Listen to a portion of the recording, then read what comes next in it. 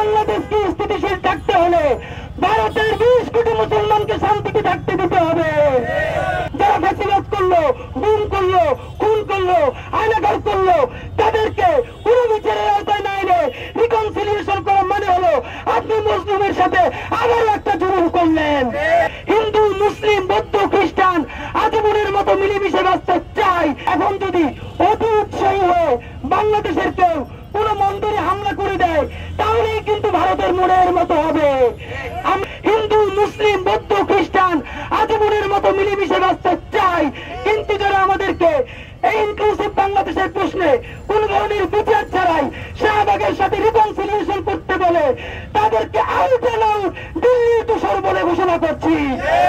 বন্ধু, যারা ফ্যাসিবাদ করলো, গুম করলো, খুন করলো, আয়নাঘর করলো, তাদেরকে কোনো বিচারের আওতায় না এনে রিকনসিলিয়েশন করা মানে হলো আপনি মুসলিমের সাথে আবার একটা জুলুম করলেন।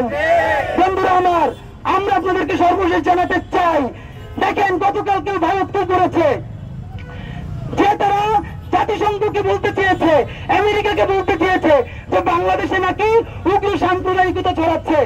আপনাদেরকে যদি ভারতের উগ্র সাম্প্রদায়িকতার ডকুমেন্টেশন দেয়, এইখানে কেজি থেকে কেজি পৃষ্ঠা ছাড়াই চলে, ইন্টারন্যাশনাল ডকুমেন্টেশন শেষ হবে না।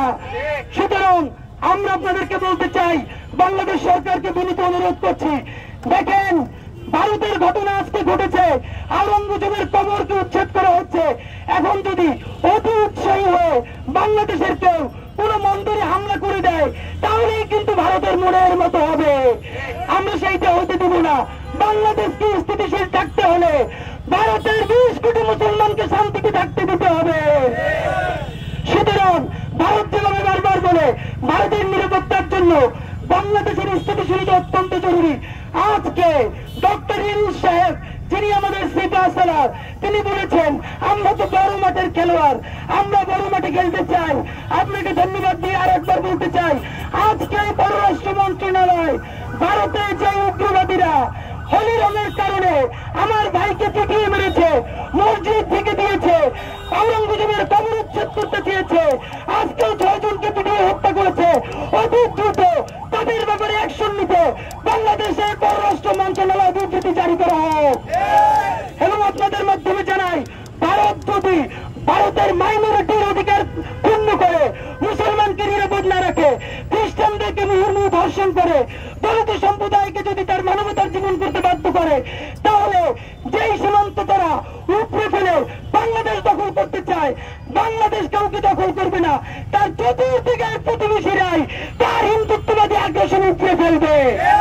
সুতরাং আপনাদের মাধ্যমে জানাতে চাই, এই বিশ্বের শান্তিকামী জনতা, বাংলাদেশের জনতা চাচ্ছে ভারতের মুসলমানদের মানবাধিকার ফিরিয়ে দিতে হবে, খ্রিস্টান নারীদেরকে নিরাপদে বাঁচতে দিতে হবে, ভারতের প্রত্যেকটা ইঞ্চি ইঞ্চি মাটিকে এই জনগোষ্ঠীর সকলের জন্য নিরাপদ করে যদি তুলতে না পারে, ভারতের আগ্রাসনের বিরুদ্ধে, হিন্দুত্ববাদের আগ্রাসনের বিরুদ্ধে এই 20 কোটি ছোট্ট বাংলাদেশের লড়াই চলবে।